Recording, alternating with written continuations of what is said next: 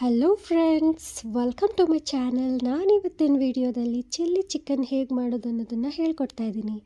ನೀವು ನನ್ನ ಈ ವಿಡಿಯೋನ ಫಸ್ಟ್ ಟೈಮ್ ನೋಡ್ತಾ ಇದ್ದರೆ ನನ್ನ ಚಾನಲ್ನ ಸಬ್ಸ್ಕ್ರೈಬ್ ಮಾಡ್ಕೊಳ್ಳಿ, ಲೈಕ್ ಮಾಡಿ, ಶೇರ್ ಮಾಡಿ, ಸಪೋರ್ಟ್ ಮಾಡಿ. ನೀವು ಈ ರೆಸಿಪಿನ ಒಂದ್ಸಲ ಟ್ರೈ ಮಾಡಿ ಪದೇ ಪದೇ ಮಾಡ್ಕೊಂಡು ತಿಂತಾನೆ ಇರ್ತೀರ, ಅಷ್ಟು ಟೇಸ್ಟಿಯಾಗಿದೆ. ಹಾಗಿದ್ರೆ ಬನ್ನಿ, ಇದಕ್ಕೆ ಏನೇನು ಇಂಗ್ರೀಡಿಯೆಂಟ್ಸ್ ಬೇಕು ಅನ್ನೋದನ್ನ ನೋಡ್ಕೊಂಬಂದ್ಬಿಡೋಣ. ನಾನಿಲ್ಲಿ ಮೊದಲಿಗೆ ಚಿಕನ್ ತಗೊಂಡಿದ್ದೀನಿ. ನಂತರ ನಾನಿಲ್ಲಿ ಈರುಳ್ಳಿನ ಕಟ್ ಮಾಡಿ ಇಟ್ಕೊಂಡಿದ್ದೀನಿ. ನಂತರ ಕ್ಯಾಪ್ಸಿಕಮ್ನ ಕಟ್ ಮಾಡಿ ಇಟ್ಕೊಂಡಿದ್ದೀನಿ. ನೆಕ್ಸ್ಟ್ ಗ್ರೀನ್ ಚಿಲ್ಲಿನ ಕಟ್ ಮಾಡಿ ಇಟ್ಕೊಂಡಿದ್ದೀನಿ, ಒಂದು 4-5 ನಿಮ್ಮ ಖಾರಕ್ಕೆ ತಕ್ಕಷ್ಟು. ಜಿಂಜರ್ ಗಾರ್ಲಿಕ್ ಪೇಸ್ಟ್ ಮತ್ತು ಎಣ್ಣೆ, ರುಚಿಗೆ ತಕ್ಕಷ್ಟು ಉಪ್ಪು, soya sauce, vinegar, green chilli sauce ಮತ್ತು ಲಾಸ್ಟಲ್ಲಿ ಯೂಸ್ ಮಾಡಲಿಕ್ಕೆ ಅಂತ ಕೊತ್ತಂಬರಿ ಸೊಪ್ಪನ್ನ ಕಟ್ ಮಾಡಿ ಇಟ್ಕೊಂಡಿದ್ದೀನಿ. ನಾನಿಲ್ಲಿ ಮೊದಲಿಗೆ ಒಂದು ಪ್ಯಾನ್ ತೊಗೊಂಡಿದ್ದೀನಿ. ಅದಕ್ಕಾದ ನಂತರ ನಾನು ಎಣ್ಣೆ ಹಾಕ್ಕೋತಾ ಇದ್ದೀನಿ. ಎಣ್ಣೆ ಕಾದ ನಂತರ ನಾನಿವಾಗ ಈರುಳ್ಳಿನ ಆ್ಯಡ್ ಮಾಡ್ಕೊಳ್ತಾ ಇದ್ದೀನಿ. ಫ್ರೆಂಡ್ಸ್, ನಿಜ ಈ ರೆಸಿಪಿ ಒಂದ್ಸಲ ಟ್ರೈ ಮಾಡಿ ನೋಡಿ, ನಿಮ್ಗೆ ತುಂಬ ಇಷ್ಟ ಆಗುತ್ತೆ. ನಾನಿವಾಗ ಈರುಳ್ಳಿನ ಆ್ಯಡ್ ಮಾಡ್ಕೊತಾ ಇದ್ದೀನಿ.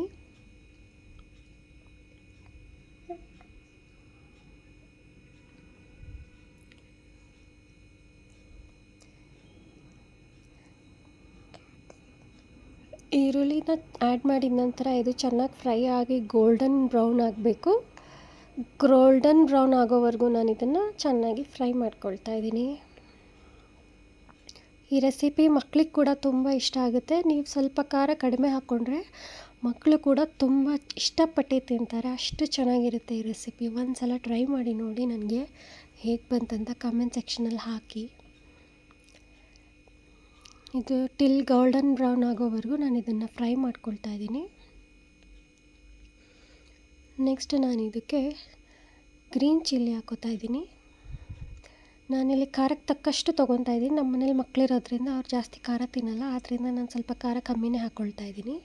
ನಿಮಗೆ ಖಾರ ಜಾಸ್ತಿ ಬೇಕಂದರೆ ನೀವು ಇನ್ನೂ ಸ್ವಲ್ಪ ಗ್ರೀನ್ ಚಿಲ್ಲಿ ಜಾಸ್ತಿ ಹಾಕ್ಕೋಬೋದು.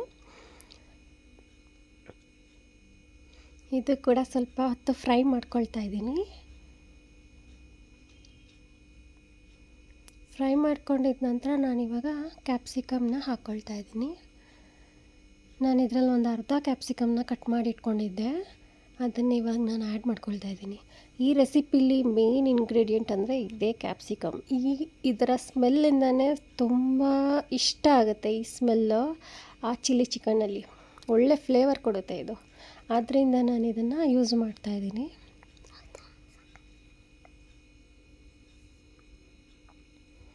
ಇದನ್ನು ಕೂಡ ಸ್ವಲ್ಪ ಹೊತ್ತು ಫ್ರೈ ಮಾಡ್ಕೊಳ್ತೀನಿ. ಇದೊಂದು ಸ್ವಲ್ಪ ಸಾಫ್ಟ್ ಆಗೋವರೆಗೂ ನಾನು ಇದನ್ನು ಫ್ರೈ ಮಾಡ್ಕೊಳ್ತಾ ಇದ್ದೀನಿ.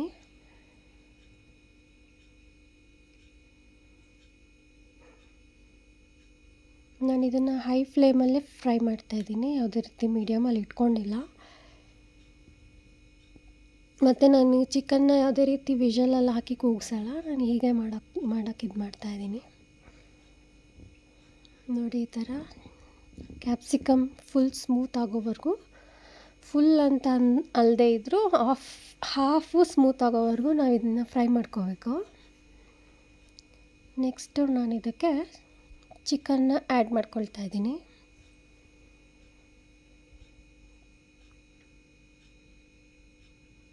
ನಾನಿಲ್ಲಿ ಅರೌಂಡ್ 1/2 kg ಚಿಕನ್ ತೊಗೊಂಡಿದ್ದೀನಿ. ಅದನ್ನು ನಾನಿವಾಗ ಆ್ಯಡ್ ಮಾಡ್ಕೊಳ್ತಾ ಇದ್ದೀನಿ.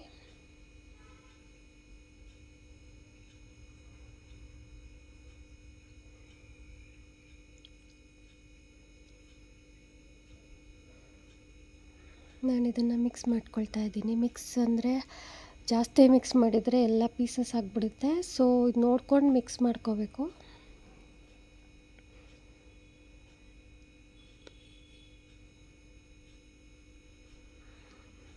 ನೋಡಿ, ಈ ಥರ ಅದು ಈರುಳ್ಳಿ, ಮೆಣಸಿನ್ಕಾಯಿ ಅದೆಲ್ಲ ಮಿಕ್ಸ್ ಆಗಬೇಕು, ಆ ರೀತಿ ಮಿಕ್ಸ್ ಮಾಡ್ಕೋಬೇಕು ಒಂದು ಸಲ.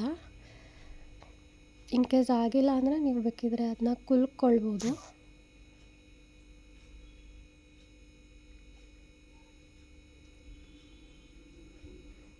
ನಾನು ಈ ಥರ ಮಿಕ್ಸ್ ಮಾಡ್ಕೊಳ್ತಾ ಇದ್ದೀನಿ. ಪೀಸಸ್ ಎಲ್ಲ ಚಿಕ್ಕ ಚಿಕ್ಕ ಪೀಸ್ ಆಗಿಬಿಡುತ್ತೆ ಅನ್ನೋ ಕಾರಣಕ್ಕೆ ನಾನು ಈ ಥರ ಮಾಡ್ಕೊಳ್ತಾ ಇದ್ದೀನಿ. ಈ ಥರ ನೀಟಾಗಿ ಮಿಕ್ಸ್ ಮಾಡಿಕೊಂಡು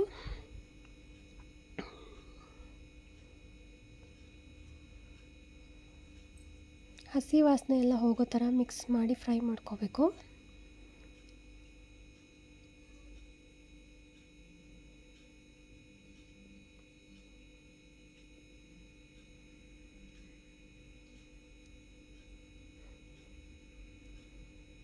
ಬೇಕಿದ್ರೆ ನೀವು ಇದನ್ನು ಲಿಡ್ ಕ್ಲೋಸ್ ಮಾಡಿ ಕೂಡ ಬೇಯಿಸ್ಕೋಬೋದು.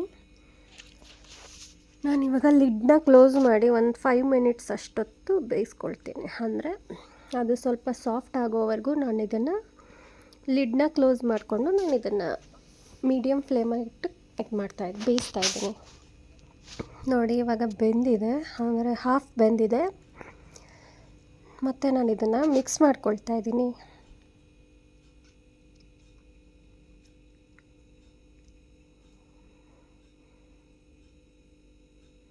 ನೋಡಿ ಎಲ್ಲ ಬೆಂದು ನೀರು ಬಿಡ್ತಿದೆ.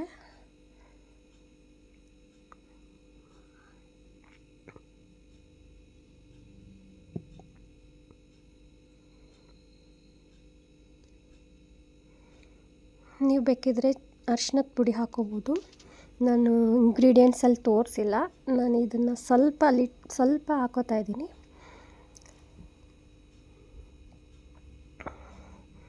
ಮತ್ತು ಸ್ವಲ್ಪ ಸಾಲ್ಟ್ ಕೂಡ ಹಾಕ್ಕೋತಾ ಇದ್ದೀನಿ.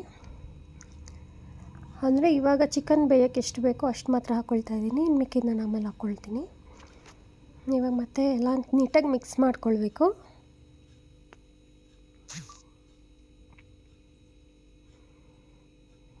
ನೋಡಿ ಈ ಥರ ಎಲ್ಲ ನೀಟಾಗಿ ಅರಿಶಿನ, ಉಪ್ಪು ಎಲ್ಲ ಮಿಕ್ಸ್ ಆಗೋ ಥರ ನೀಟಾಗಿ ಮಿಕ್ಸ್ ಮಾಡ್ಕೋಬೇಕು.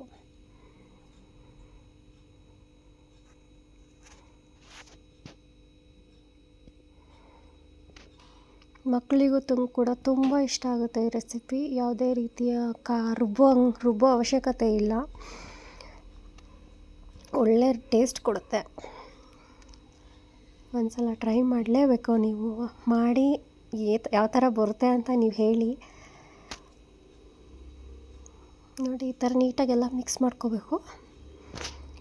ಮಿಕ್ಸ್ ಮಾಡ್ಕೊಂಡಿದ್ದ ನಂತರ ನಾನು ಇದಕ್ಕೆ ಶುಂಠಿ ಬೆಳ್ಳುಳ್ಳಿ ಪೇಸ್ಟ್ನ ಆ್ಯಡ್ ಮಾಡ್ಕೊಳ್ತಾ ಇದ್ದೀನಿ. ನೋಡಿ ಎಷ್ಟು ನೀರು ಬಿಟ್ಟಿದೆ. ಈ ಟೈಮಲ್ಲಿ ನಾನು ಇವಾಗ ಮತ್ತೆ ಶುಂಠಿ ಬೆಳ್ಳುಳ್ಳಿ ಪೇಸ್ಟ್ನ ಆ್ಯಡ್ ಮಾಡ್ತಾಯಿದ್ದೀನಿ. ಆ್ಯಡ್ ಮಾಡಿದ ನಂತರ ಇದು ಶುಂಠಿ ಬೆಳ್ಳುಳ್ಳಿದು ಹಸಿ ಸ್ಮೆಲ್ ಹೋಗಬೇಕಲ್ವ, ಅಲ್ಲಿವರೆಗೂ ನಾನು ಇದನ್ನು ಫ್ರೈ ಮಾಡ್ಕೊಳ್ತಾ ಇದ್ದೀನಿ.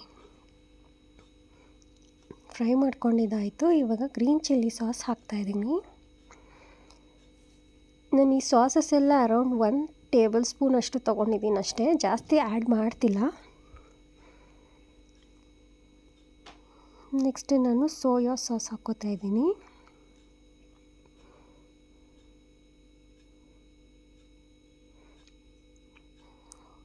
ಮತ್ತು ನೆಕ್ಸ್ಟ್ ನಾನಿವಾಗ ವೆನಿಗರ್ನ ಆ್ಯಡ್ ಮಾಡ್ಕೊಳ್ತಾ ಇದ್ದೀನಿ.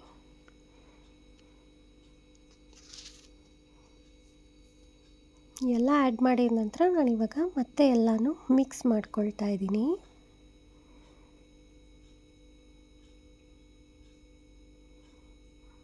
ನೋಡಿ ಕಲ್ಲರ್ ನೋಡ್ತಾ ಇದ್ರೇ ತುಂಬ ಇಷ್ಟ ಆಗ್ತಾಯಿದೆ, ತಿನ್ನಬೇಕನ್ನೋ ಆಸೆ ಇಲ್ಲಿಂದನೇ ಬರ್ತಾಯಿದೆ. ಅಷ್ಟು ಚೆನ್ನಾಗಿ ಕಾಣಿಸ್ತಾ ಇದೆ ನೋಡೋಕ್ಕೆ. ಬಟ್ ಟೇಸ್ಟ್ ಮಾತ್ರ ಹಾಗೆ ಇರುತ್ತೆ. ನೋಡಿ ಈ ಥರ ಎಲ್ಲ ನೀಟಾಗಿ ಮಿಕ್ಸ್ ಮಾಡ್ಕೊಬೇಕು. ಇದು ಮತ್ತು ವೈಟ್ ರೈಸು ಕೂಡ ಒಳ್ಳೆ ಕಾಂಬಿನೇಷನ್ ಇರುತ್ತೆ. ಚಪಾತಿ ಕೂಡ ನಿಮಗೆ ಬೇಕಂದರೆ ಇದನ್ನು ಗ್ರೇವಿ ಜಾಸ್ತಿ ಮಾಡ್ಕೋಬೋದು. ಚಪಾತಿ ಜೊತೆಲಿ ಕೂಡ ಒಳ್ಳೆ ಟೇಸ್ಟ್ ಕೊಡುತ್ತೆ. ನಾನಿವಾಗ ಕೊತ್ತಂಬರಿ ಸೊಪ್ಪು ಏನಿದೆ ಅದನ್ನು ಆ್ಯಡ್ ಮಾಡ್ಕೊಂಡ್ಬಿಡ್ತಾ ಇದ್ದೀನಿ ಇವಾಗಲೇ. ಇದನ್ನು ಎಂಡ್ ಆಗಿಲ್ಲ, ಬಟ್ ಇವಾಗಲೇ ಆ್ಯಡ್ ಮಾಡ್ಕೊಳ್ತಾ ಇದ್ದೀನಿ. ಎಲ್ಲ ನೀಟಾಗಿ ಮಿಕ್ಸ್ ಮಾಡ್ಕೊಳ್ಬೇಕು. ಆ್ಯಡ್ ಮಾಡಿದ ನಂತರ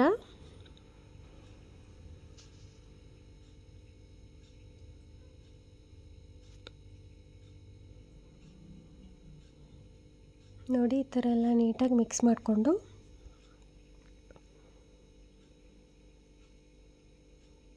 ಸ್ವಲ್ಪ ಹೊತ್ತು ಓಪನಾಗೆ ಬೇಯಿಸ್ಕೊಳ್ತಾ ಇದ್ದೀನಿ.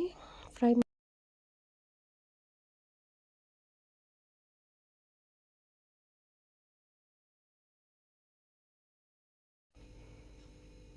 ಚೆನ್ನಾಗಿ ಮಿಕ್ಸ್ ಮಾಡ್ಕೊಂಡಿದ್ದ ನಂತರ ನಾನಿಲ್ಲಿ ನೀರನ್ನ ಆ್ಯಡ್ ಮಾಡ್ಕೊಳ್ತಾ ಇದ್ದೀನಿ.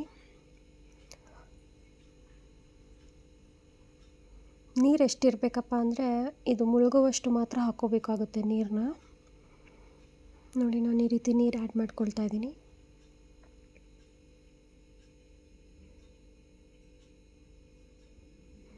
ಈ ನೀರಲ್ಲೇ ಇದು ಕಂಪ್ಲೀಟಾಗಿ ಬೇಯಬೇಕಾಗತ್ತೆ.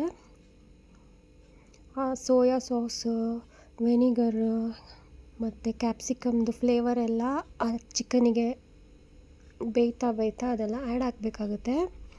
ಆದ್ದರಿಂದ ನಾನು ಇದನ್ನು ನೀರನ್ನ ಆ್ಯಡ್ ಮಾಡಿಕೊಂಡು ಕಂಪ್ಲೀಟಾಗಿ ಬೇಯಿಸ್ಕೊಳ್ತಾ ಇದ್ದೀನಿ. ಮತ್ತು ಆವಾಗ ಸ್ವಲ್ಪ ಮಾತ್ರ ಸಾಲ್ಟ್ ಹಾಕ್ಕೊಂಡಿದ್ದೆ. ಇವಾಗ ಅದಕ್ಕೆ ಎಷ್ಟು ಬೇಕಾಗುತ್ತೆ ಚಿಕನ್ ಬೇಯೋದಕ್ಕೆ ಅಷ್ಟು ನಾನೀಗ ಸಾಲ್ಟ್ ಆ್ಯಡ್ ಮಾಡ್ಕೊಳ್ತಾ ಇದ್ದೀನಿ. ಸಾಲ್ಟ್ ಆ್ಯಡ್ ಮಾಡ್ಕೊಂಡು ಮತ್ತೆ ಚೆನ್ನಾಗಿ ಮಿಕ್ಸ್ ಮಾಡಿಕೊಂಡು ನಾನು ಇದನ್ನು ಸ್ವಲ್ಪ ಹೊತ್ತು ಲಿಡ್ನ ಕ್ಲೋಸ್ ಮಾಡಿ ಬೇಯಿಸ್ಕೊಳ್ತಾ ಇದ್ದೀನಿ.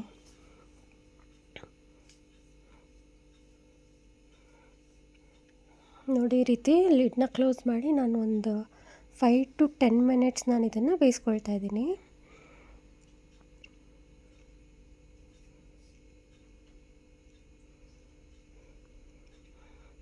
ಇವಾಗ ನೋಡೋಣ ಹೇಗಾಗಿದೆ ಅಂತ.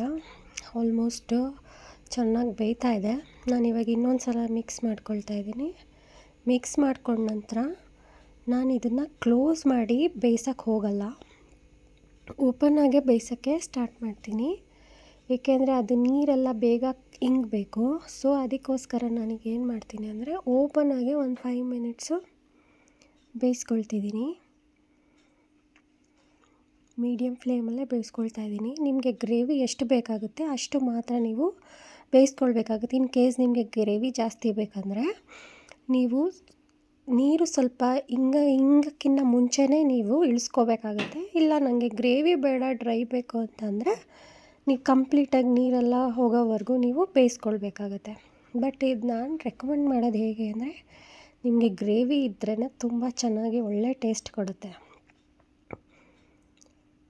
ಈ ಗ್ರೇವಿನ ನೀವು ಚಪಾತಿ, ರೈಸ್ ಎಲ್ಲದ್ರ ಜೊತೆನೂ ನೀವು ಯೂಸ್ ಮಾಡ್ಕೋಬೋದು.